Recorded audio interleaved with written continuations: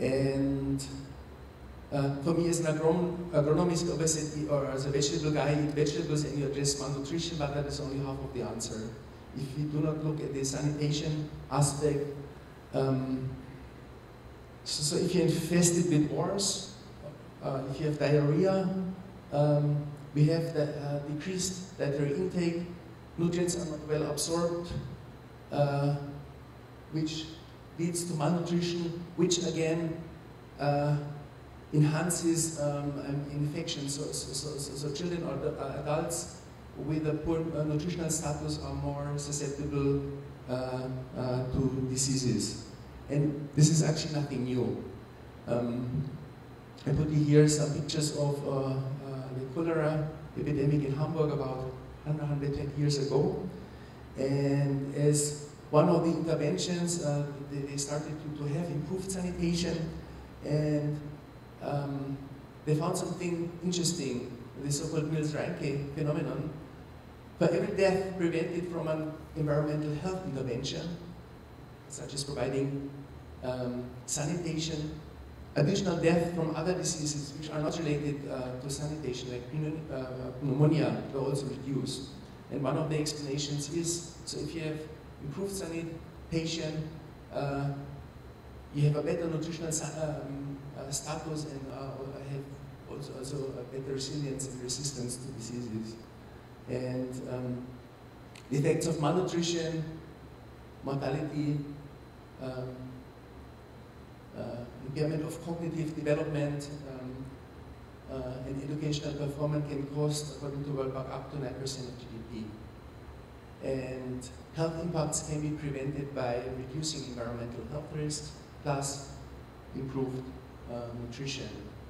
And some of the malnutrition, vitamin A deficiency causes about 1 million deaths of children in developing countries per year.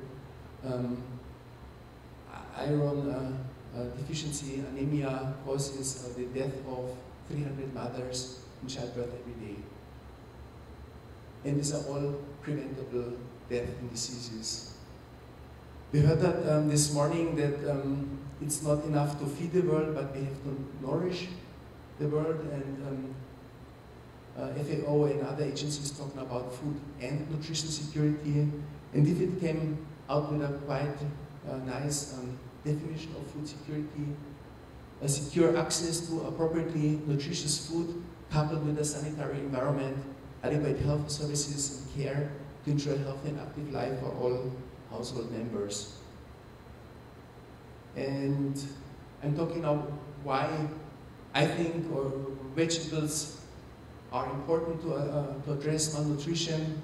Of course, they're high-value crops. They're relatively easy to grow in different environments. Even not much space is needed. They can be grown in containers, even without soil. If you think about hydroponics, I'm talking about container gardening. They provide employment, and especially for women and other vulnerable groups, generate income. They're cash crops.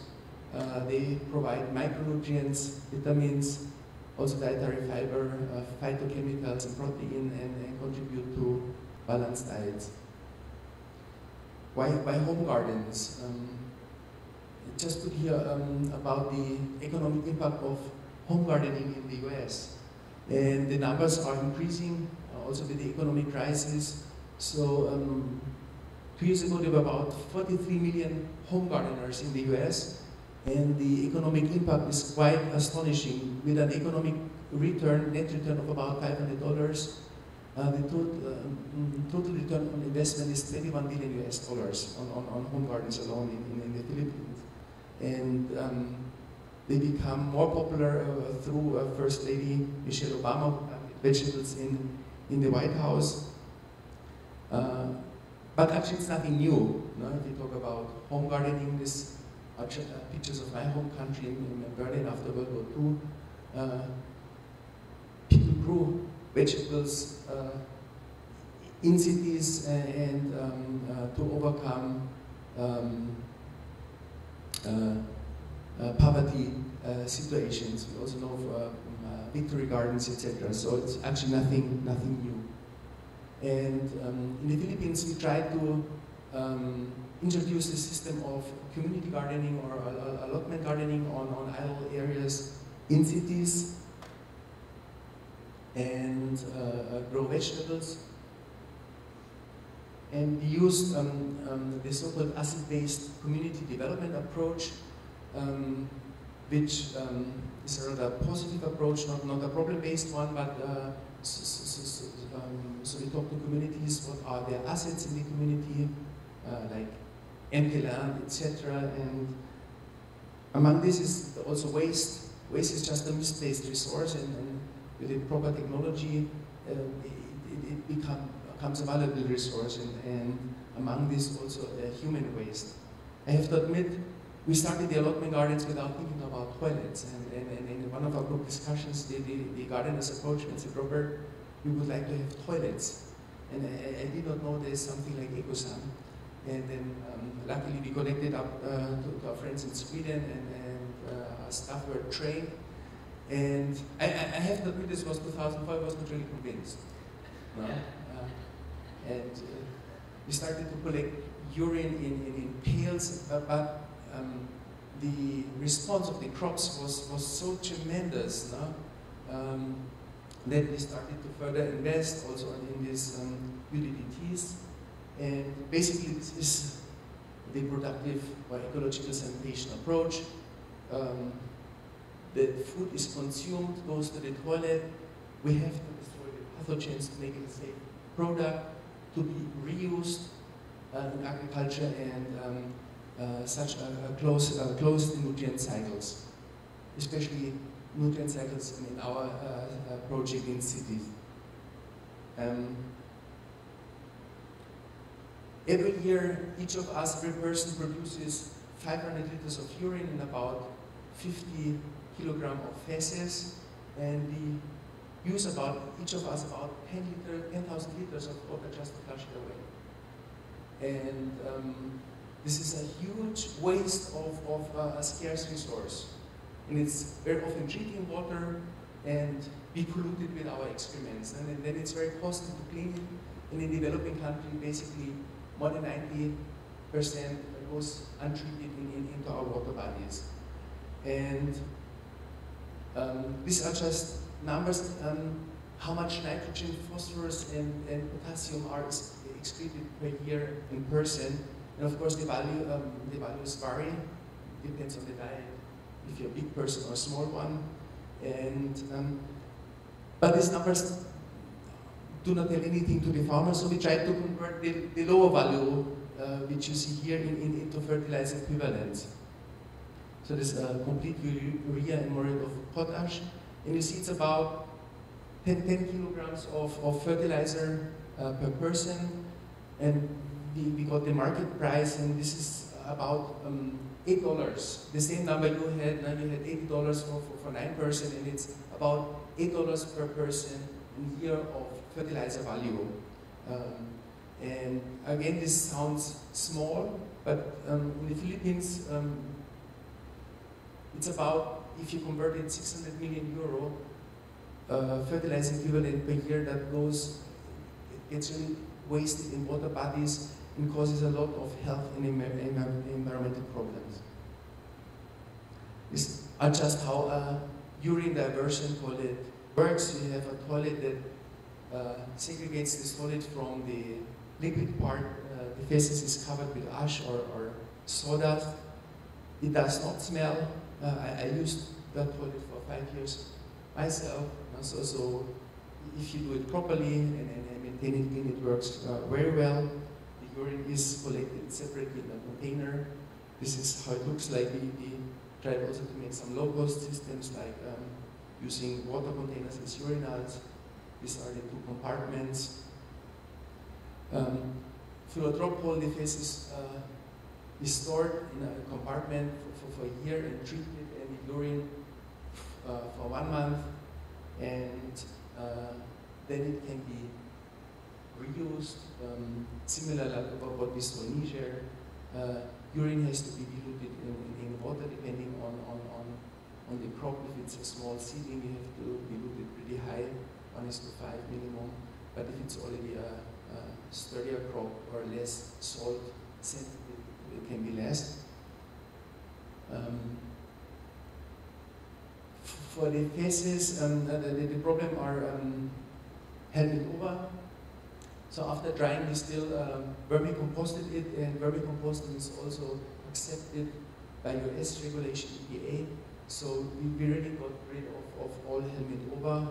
And what you said, Adamou, no, it's not phases anymore, it's a compost. No? And it's safe. We did that together with our College of Medicine, and we used it. As I mentioned earlier, World Health Organization, UNEP, and FAO, they came up with these guidelines on the safe reuse of excreta and grey water in agriculture. This is very important to have these guidelines, but based on my experience, these global guidelines are often not applicable to local contexts, or very often if you talk then to politicians, it's that they would rather have something local in place, and there's still a lack of R&D investment that we develop local protocols that best suit the specific agronomic requirements. We heard from you that sometimes you observe burning of crops. Obviously, that is when the urine is not enough. And we also have to consider the socio-economic, cultural, and environmental realities of many countries. And we have got this word nexus, is very popular, but I'm still doubtful if this is just a catchphrase again, or does it mean real commitment. Just very shortly, we also work with school gardens, that's the development garden project connected.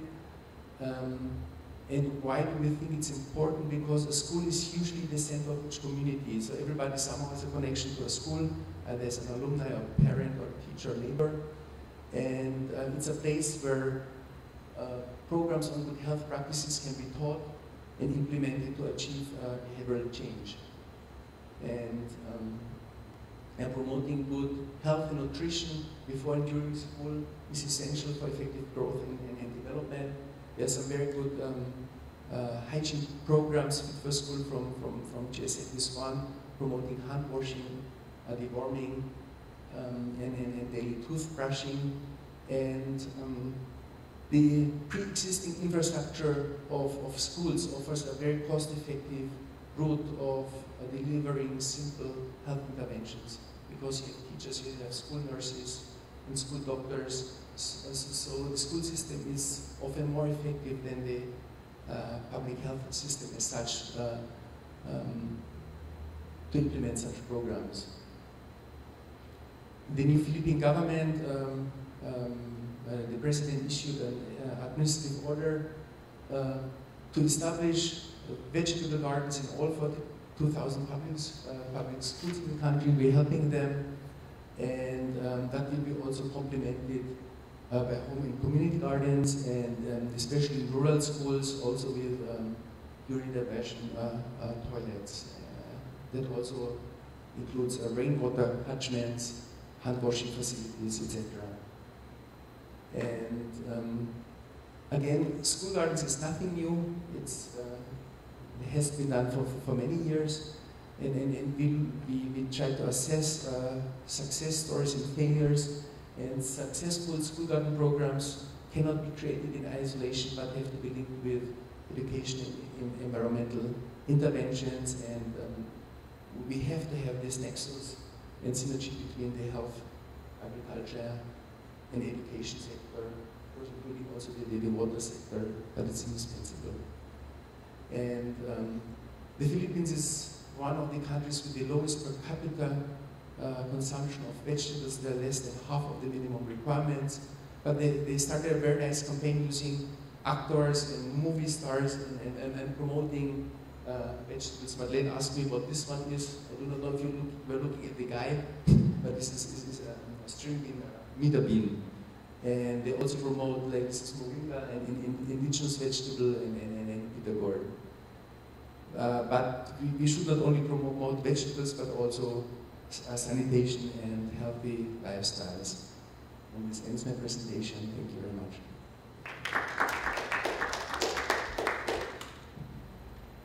Thank you very much for another excellent case study, and especially also bringing vegetables into the picture, as you pointed out. Too often we're talking about non-vegetable food crops, and we mustn't forget the vegetables, in addition, which is very good to eat vegetables. But again, it's the link between food production and sanitation, and how we can get a win-win situation. Whether nexus is a catchphrase or not, I don't know. Yes, it is in a way. But I think it's good that we have that catchphrase, because there is a lot of discussion about the food, water, and energy nexus. Well, it helps to break down the silos, and that's what we need to do here as well. There has been a lot of discussion, of course, between food and health for very good reasons, but the question, the link between food and hygiene is being discussed much less often. I think that's very important from both of your two presentations. Madeleine, some final reflections, some summary points? We did prepare some summary from the two recommendations, and it's a little bit based on our own experiences for working with trying to link agriculture with sanitation and trying to work in breaking down the silos, because it's very important. We have actually got to win here. From the two presentations, we have seen that urine is actually complete fertilizers with all the macro and micronutrients needed for most crop production. It is inexpensive and it's readily available. If you use it in the family, you can use it quite instantly, but we recommend 1 month of containment. There is also proven evidence that this is effective as a fertilizer. We can prove increased yields. We can also prove quality of the products, and also this through research, I would say, from all continents and all over the world. We have also noted that there are global guidelines. These were published in 2006. We're 6 years behind, but these are still valid. And what WHO is working hard to try to transmit these guidelines, because the evident use of it and for the health reasons, if not for any other, but we would like to see them more promoted also from the other organization. We can also see that for local implementation, there are guidelines in use. But in between, there's still an awareness gap. And this is what has to be overcome, and we could discuss how to do that. We are talking about the national governments and regulations. We can see changes. We can see changes in Bolivia. We see changes in Niger. They are coming slowly. We see changes in Burkina Faso. Also in the Philippines, we have seen, and we can also see regional declarations. However, we have still some work to do on this one. Acceptance, you usually hear that as a motivation why we should not promote it, why we should not go ahead, is because of culture. There's too many cultural barriers or religious barriers, but we have shown, it has shown through all this experience and research that at local level, at village level, this can be overcome quite immediate, and by demonstration, by demonstrating right use, by doing the plant trials, people see, they do it, and they actually produce, and they can see an increased production, and they also taste the products which have, there is no problem with the taste. So this has, the closer you are to the production, it's easier to accept. When we come up more in the levels of the ministerial level, there is much more hesitant and barriers in terms of acceptance. So, various strategies for scaling up. We saw that in Niger and West Africa. It's now being introduced into farmer field schools and similar extension programs. It's scaling up in countries. Niger is also at progress in Burkina Faso and possibly Mali. But we also need to have a legislation review at national level and see where different legislations intervene, and also it's also good to update the good agricultural practices and see what is acceptable for the markets, and update it with scientific that we have, the evidence that we have, and see if it's that the good agricultural practices are based on scientific evidence or more on assumptions. Yeah, that's a little bit of the synthesis.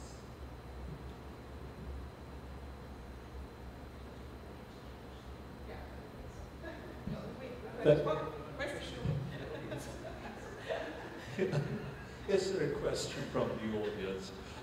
No, I think we can have a discussion afterwards, but I think we will, for the camera, we will close the session. I've been very impressed with the two major presentations and Madeleine's introduction and summary.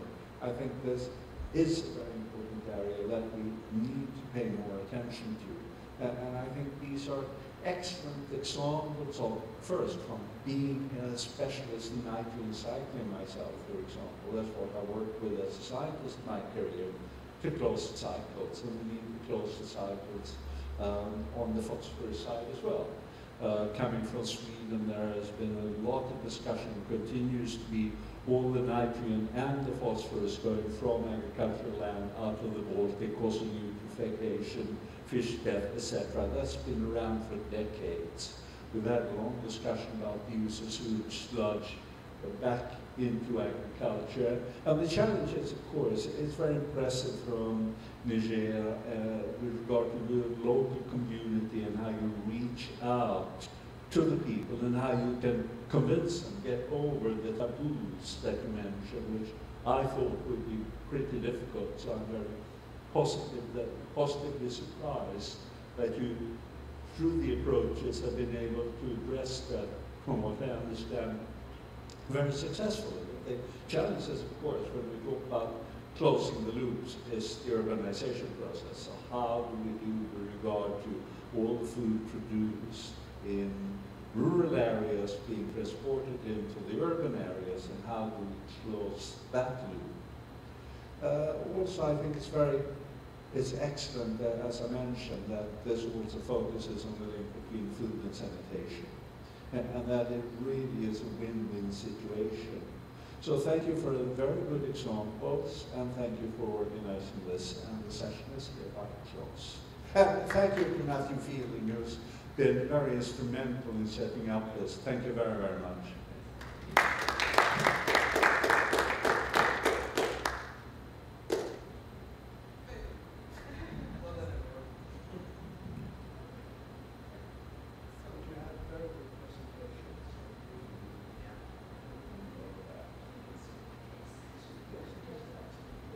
I have a question.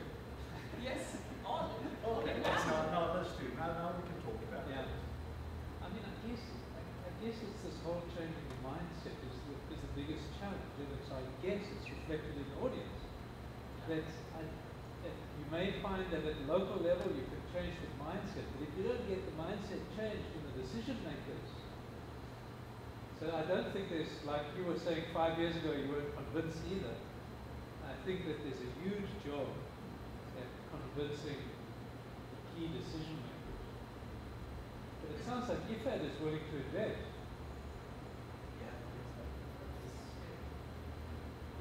That's also in the background. Something from Matthew, please. IFAD are investing in PPILDA, and one of the PPILDA arms is productive sanitation.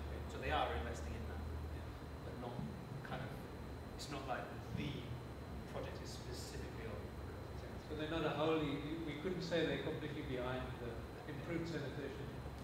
Well, there is a technical advisory note in IFAD, and when there is a technical advisory note, this is something that IFAD is willing to support. So the first pilot phase was actually to prove if it was feasible, if it was acceptable, and if you could do it in an economically feasible way, because usually it's said that these toilets are very expensive, but you saw it was a matter of jerry cans and tumors, and it's investment, very low investment.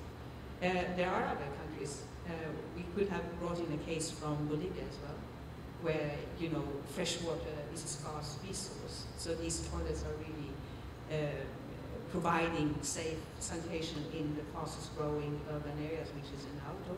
And the nutrients, as a landlocked country, you know, you buy 1 kilo of fertilizer equivalent of 2.5 US, which is quite expensive, and no smallholder farmers can possibly afford it. So they are also bringing back to the land. So there are regulations now in place. The ministers are convinced that they will come to Stockholm what we need to present these kind of cases. So, but as I told, we are talking about 20 years at least of research and convincing and overcome and try to find ways of convincing. But obviously when we start to work with the agriculture sector, it has been faster. We are on a better track because showing the farmers the equivalence of nutrients in urine compared to chemical fertilizer has been very convincing and been now a driver for sanitation as well. So that's interesting. Can you say something, because you've got a background document where you outline who should take what action, and it's very much both ministries of agriculture and health, and get them to work together. Have you been able to do that, and what are the regulatory constraints at the current time? Because there is a lack of understanding. You can convince them at the village level, but can you convince them at the national level, and how far is that going? You mentioned Bolivia as a case in point, but in Niger, for example, are the ministries of agriculture and health. It's driven under the Ministry of Agriculture, you mentioned, but is the Ministry of Health also interested and engaged? Vous avez compris? Non. Vous savez, le ministère de l'Agriculture au Niger, avez-vous aussi le ministère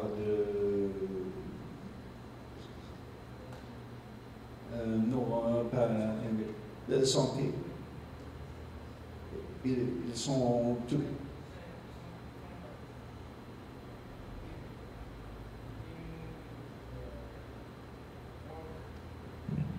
The Minister of Health have participated to diffuse the innovation, production, sanitation, volet hygiene, and the diff was caused by defecation, open defecation. Donc they participate to sensibilize, diffuse this innovation in Aguié. Yes.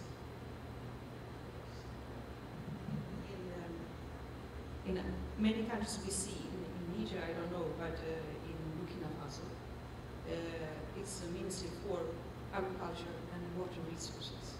So the collaboration is quite simple in some countries. In other countries there are more, it's really kind of a challenge. But of course, the practice of open notification causes 6,000 children's death every day. So this is a high priority in the health agenda. And when we can prove that you can use, that this is a driver for increasing sanitation in those unserved areas, I think you have convinced. But still, you need to work on the regulations. And I think for the health and for the agriculture, there's not a big problem because you have the global guidelines to refer to. However, when we talk about products, sell them on the market, that's the threshold. Because when then it comes to commercial farming, that's why we recommend, that you go through the good